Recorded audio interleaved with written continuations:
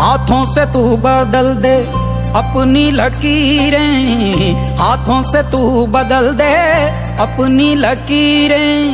सच है जो संग तेरे तो डर से अब बढ़ जा। तो यारा हो तैयार ये जग है रण तेरा। तो यारा हो तैयार बंधु, आप सबने मिलकर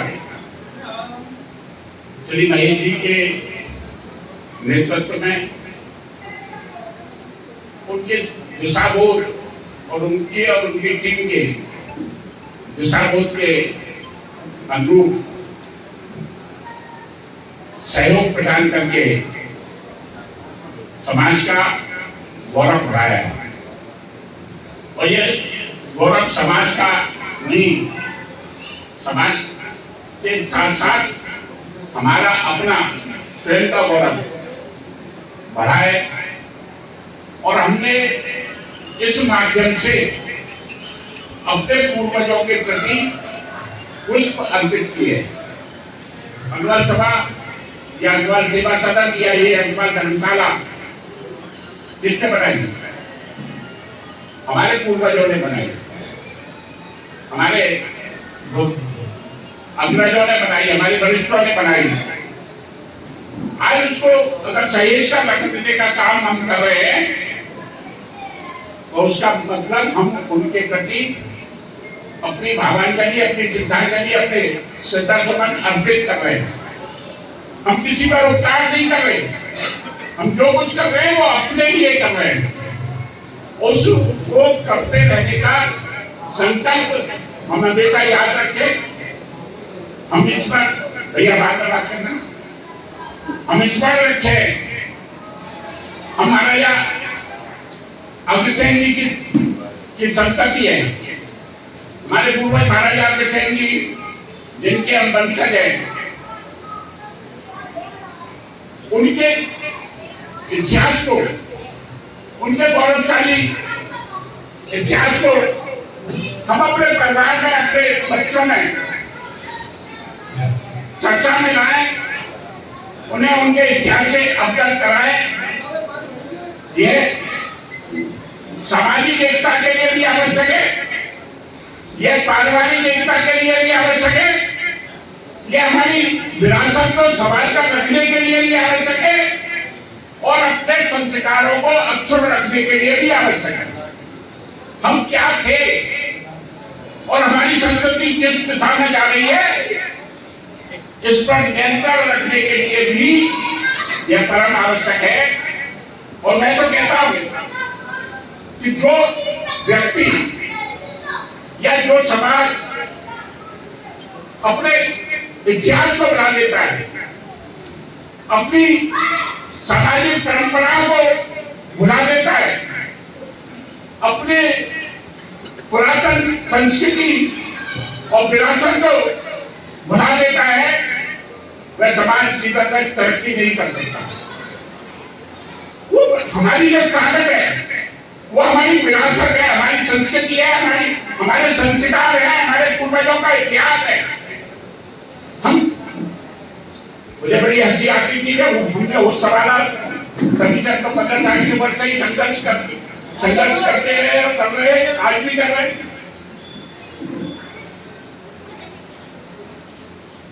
हमने मतलब मैं हमने का कह रहा हूं, हम का मतलब हम सब है।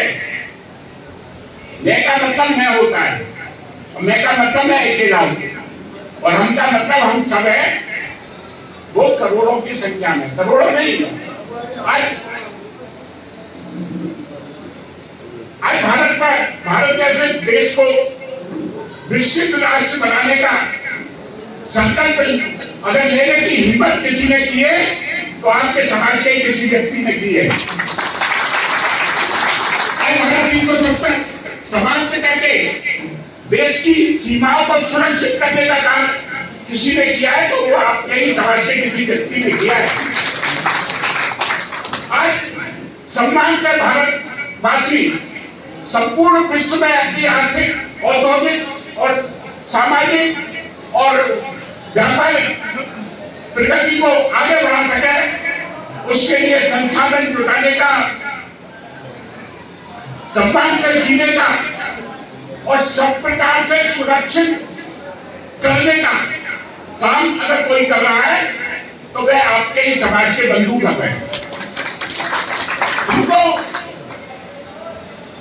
अपने अंदर, अपने साथी के अंदर, अपने समाज के व्यक्ति के अंदर, अपने सहयोगी के अंदर हम छिपी हुई अच्छाइयों को देखना है, उनकी बुराइयों की चर्चा नहीं करनी, उनकी बुराइयों को लक्षित नहीं करना।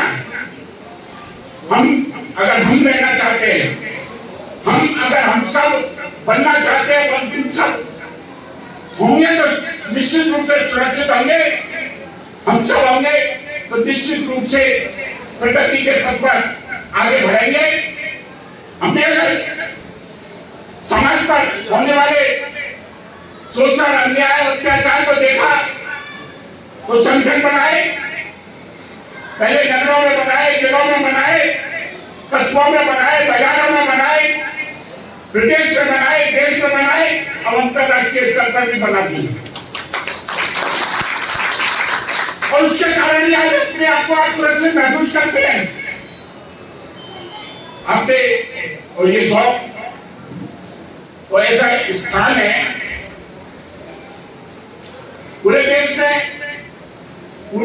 अनेक जनपदों में बहुत सारे कस्बे और गांव ऐसे हैं जहां लोगों ने, यानी हमारे समाज के लोगों ने बहुत बाहुबलियों का और गलत तत्वों का सामना किया है। तो शौक भी उस वीरता में एक जनाया जाता है, नहीं भेजेंगे। मतलब हम सबको अभी बहुत आगे जाना है। मैं देख रहा हूं क्या जितने लोग बैठे वो अपने आप को थका हुआ महसूस कर रहे हैं। उन्होंने मन में ये ठान लिया है, मन में ये विचार कर लिया है कि बस हमारा तो पूरा हो गया, अब क्या है, अब क्या करेंगे। अभी आपको बहुत कुछ करना है, बहुत कुछ करना है, बहुत कुछ देखना है, और जो कुछ भी करना है, जो कुछ भी देखना है, वो अपने लिए और अपनी संस्कृति के लिए, भावी पीढ़ी के लिए भी करना है। मैं समझता हूं कि पहले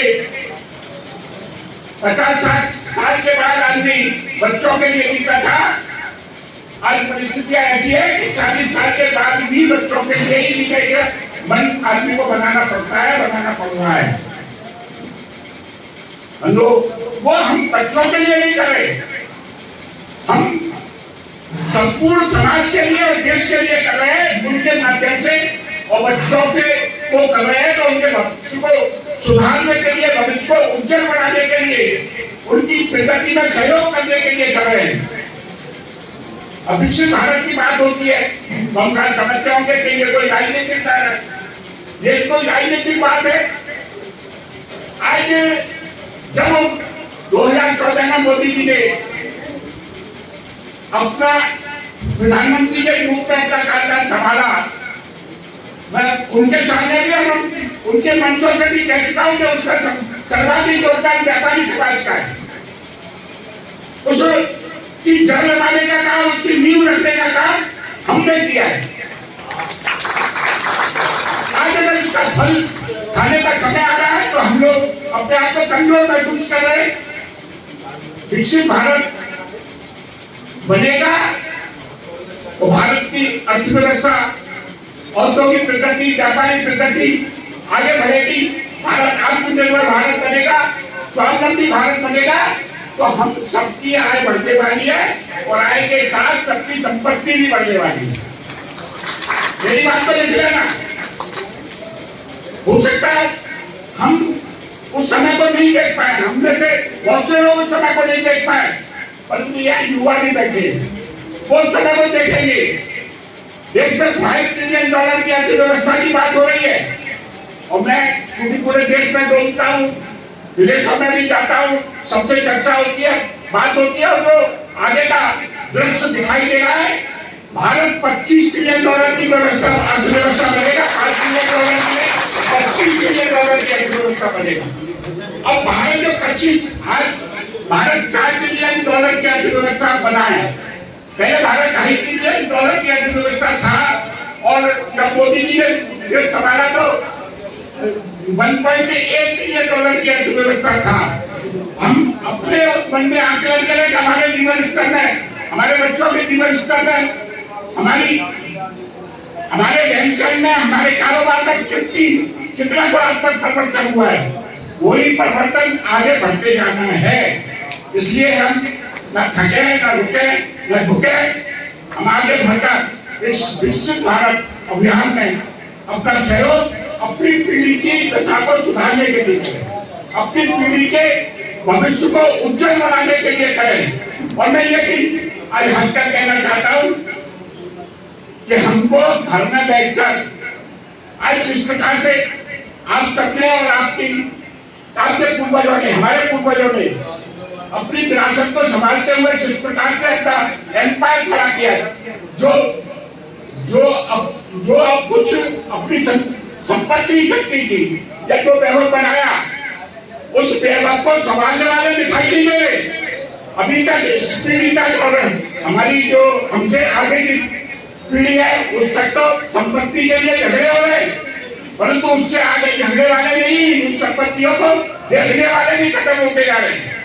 तो हमारा व्यापार, हमारी संपत्ति, हमारा कारोबार, हमारा परिवार कैसे सुरक्षित रहे, इसलिए जो लोग, हम सब लोग जितने बैठे सब नौकरियां देने वाले हैं, परंतु हमारे बच्चे नौकरी करने वाले बन रहे हैं। उसको रोकने के लिए हमें योजना बनानी पड़ेगी। हमको परिवार में बैठकर उनके मन के अनुसार अपने व्यापार के ढंग में परिवर्तन करना पड़ेगा, उसके स्वरूप को बदलना पड़ेगा, तब हम वास्तव में सफल हो पाएंगे। ज्यादा लंबी बात करूंगा तो आप सब दूर हो जाओगे। मैं आपसे निवेदन करता हूँ इस बात को बहुत गहराई से चिंतन करने की आवश्यकता है और 3 सूत्र मैं आपको दे रहा हूँ। मैं नहीं, हम का मतलब हम सब एक दूसरे की कभी बुराई नहीं करेंगे। कोई बात होगी तो अकेले में बैठकर उसी से बात करेंगे, उसकी चर्चा नहीं करेंगे।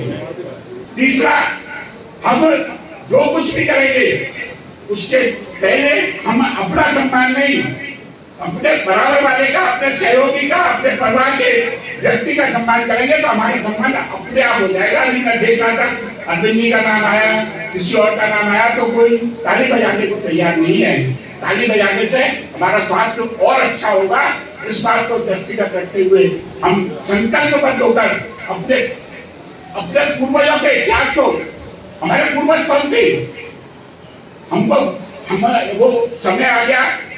मैं देखता हूँ कि एक गांव में एक व्यस्त समाज का, एक व्यापारी समाज का व्यक्ति होता था, एक दुकानदार होता था और उसका गांव का सरपंच, मुखिया या तो कुछ भी कहना वो वही बनता था, या वहाँ भले कितनी भी बाहुबली रातियां रहतियां उनके फैसले भी कोई कराता था, उनकी धन संपत्ति की रक्षा भी कोई करता था, तो उसी एक व्यक्ति पर विश्वास होता था। हमने उस विश्वास को खोने का काम किया है। आपकी लड़ाई के कारण इस शौक को भी कमजोर करने का काम हमने किया है। दो परिवारों की लड़ाई की वजह से, दो लोगों की वजह से, या दो उसके कारणों में मैं नहीं जाना, परंतु हम कमजोर हुए। हम आगे भविष्य में कैसे इस नगर का अपना चेयरमैन बना पाएंगे, इस बात पर भी गंभीरता से विचार करने की आवश्यकता है।